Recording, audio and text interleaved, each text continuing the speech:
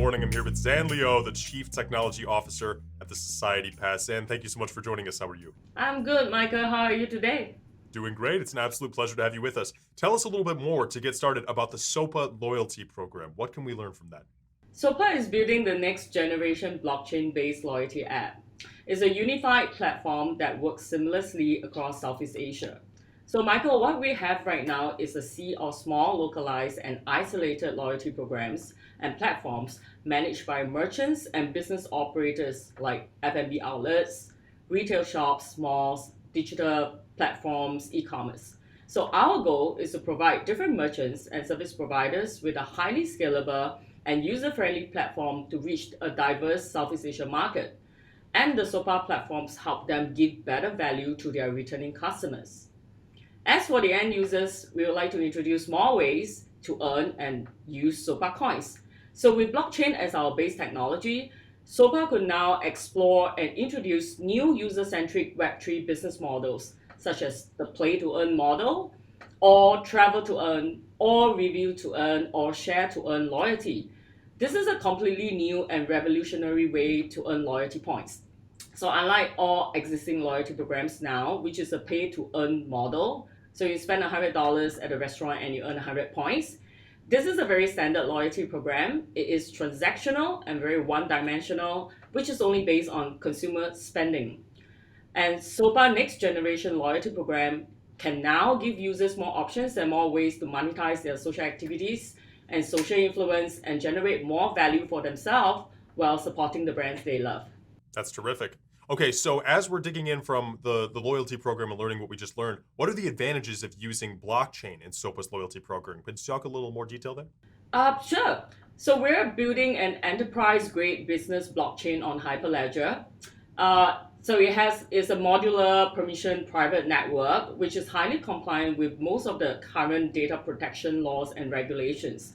So for one, the confidentiality of users' personal data and privacy can be achieved through data partitioning on the blockchain. Thus, our consumer personal data and private data may be protected securely and only revealed to relevant third parties who have the right and the need to know. The second reason is that blockchain offers us an instantaneous settlement and reconciliation of accounts on chain across different countries in multiple merchants platform on a scalable and immutable distributed ledger. So what does that mean? So what it means is that SOPA could now grow from one user to a 10 million user or a 100 million user base at a fraction of our cost. And our robust on-chain backend allows us to also add on merchants onto our list of partners effortlessly via API. And all the transactions can be recorded and reconciled real time on the blockchain. And this is an extremely beneficial feature for any loyalty program. And thirdly, I guess the problem that we have today with closed-ended loyalty system is that it's often not interoperable and not portable. And it just means that the loyalty points from one company cannot be easily exchanged or swapped with another company's loyalty points. However, on the blockchain, swaps can be done effortlessly. And with a blockchain SOPA ID, users can now port their own personal data onto our merchant platforms and log in using their own unique ID and bring over their SOPA points and start earning and redeeming. So I'm sure we all have experienced this before, right, Michael? Our expired credit card points, unredeemed membership rewards vouchers. So I guess it would be great if we could swap our loyalty rewards for something else that we need rather than just letting it go to waste. Absolutely. What can consumers in SEA expect from SOPA in the coming months? You've got all these exciting developments with the blockchain and what you guys are doing with the loyalty program, but what's coming up next? Are there any other announcements we should keep an eye out for? Yeah, so creating value for the end users and merchants is the key tenet of the SOPA loyalty program. And what we found out is that the consumer behavior and aspiration of people in Southeast Asia are vastly different from other Asians, like, for example, in China, Japan, Korea, and India. And we wanted to build something that's quintessentially Southeast Asian. And this is what we found out, right? close to 80% of Gen Z in Southeast Asia expressed that they strongly agree or somewhat agree on this statement. It is best if everything can be purchased online in future. And here comes Society Pass, the loyalty program for the digital native. So users can now expect to download an upgraded version 2 blockchain-based Society Pass mobile app from November onwards. They can purchase unique SOPA membership NFTs.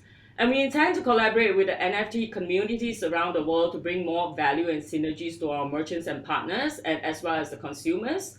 We will also be onboarding SOPA's own 10 portfolio companies, and we are right now in Vietnam, Philippines, Indonesia, Singapore, Thailand.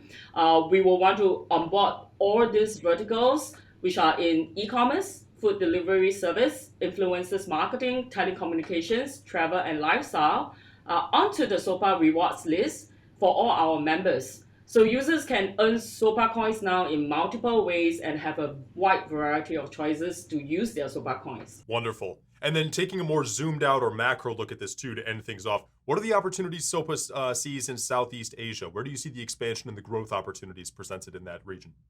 Yeah, so Michael, Southeast Asia is a very diverse and vibrant market with like close to 650 million people. But the interesting thing is the median age of Southeast Asia is about 30 years old, which means a large demographic of millennials and digital native Gen Zs are in the population cohort. And all this is just pointing to a large and growing middle income class who are right now, hungry for all kinds of consumer products and services.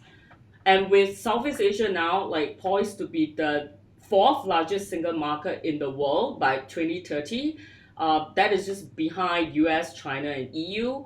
It has about 5.3 trillion like global trade passing through this region each year. And I believe that Society Pass, being headquartered in Singapore, is poised to take advantage of this burgeoning market with a unified loyalty program that links 650 million people here to the rest of the world. That's very exciting for us.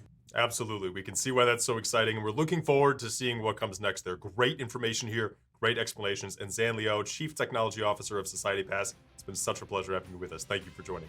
Thank you, Michael.